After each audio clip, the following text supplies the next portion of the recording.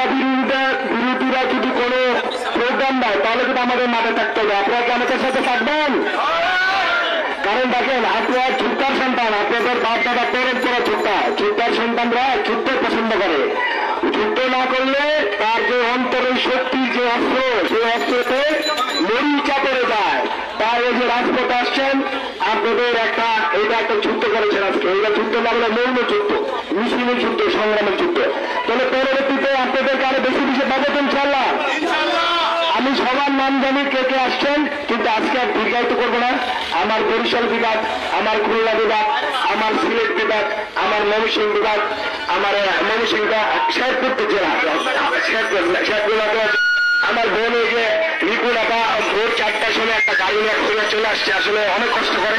তারপর শেরপুর সভাপতি হিমেল ভাই, তারপর দিনাজপুর আসছে, তারপর রামপুর আসছে।